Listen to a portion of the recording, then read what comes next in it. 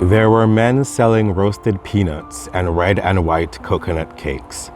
Windscreen wiper boys were waiting at the stoplights with bottles of soapy water, hoping a paused motorist would reward them for a job well done.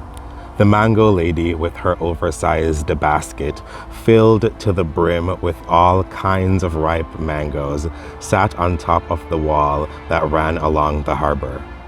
$10 for 6, 16 for the dozen, she yelled as we walked by. Sweetie, mango season show up strong this year. Want some mango for bring home? No, missus, we all right. We have a mango tree in the yard. She sucked her teeth as we walked off, yelling to the next passerby before we were out of earshot. We walked down to the giant rocks by the shore where the ferry pulled in and sat on them, watching the waves roll below us. Eventually, we stood up and pretended we were walking on water as we hopped from rock to rock, up and down the shoreline of the harbor. When we tired of that, we started skipping rocks. I thought I was great at skipping rocks, but Kareem bested me every round. Each time he won, he laughed and asked if I wanted to play again. Yes, I said. Always yes. I said yes so often, we had to run back to church once we realized we had been gone for 30 minutes. Kareem made it back to the churchyard in 4 minutes, but I did it in 3. When we got there, all the adults were still standing, and Pastor was still praying.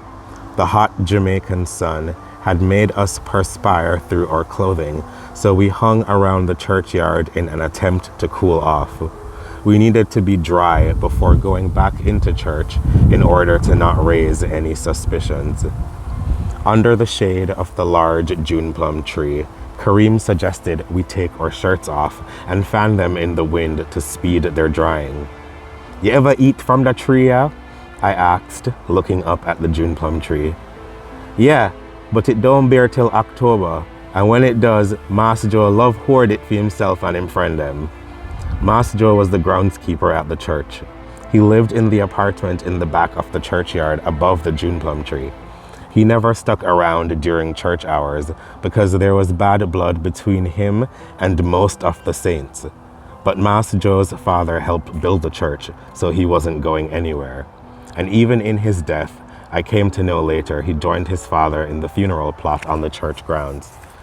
We fanned our shirts until they dried, and Pastor was still praying. It had been 40 minutes. Kareem laughed and said this outing was sanctioned by God. Chocolate chip nip, he smiled and said as he pinched my nipple. Purple nurple. No one had ever touched my nipple before. I didn't know what to think, so I just buttoned my shirt faster. It's okay, he said. I liked them more than mine anyways. Then he pinched his own. I like yours, I said. Thanks, he said as he finished buttoning up his shirt. I didn't think much of this exchange in the moment and how Kareem was trying to show me some level of physical affection. The prayer would be ending soon, but I wanted our adventure to last forever. Our faces and clothes were dried, and the congregation was still being led in prayer. We started to make our way to the back. Before we entered the sanctuary, Kareem grabbed my hand and pulled me back towards the church's giant wooden double doors. My heart sank. Our fingers were interlaced. That was fun, he said. Them still a pray. All the while, he kept a firm hold on my hand as he rubbed his thumb against mine. We went and looked into the church from the windows at the back. As long as we were ready to go in immediately as the prayer ended, we would be all right. We stayed outside and peered in through the window, holding hands the whole time. My mind was racing so fast, the time flew by, and when the prayer finally ended, Kareem dropped my hand. It was time to go in.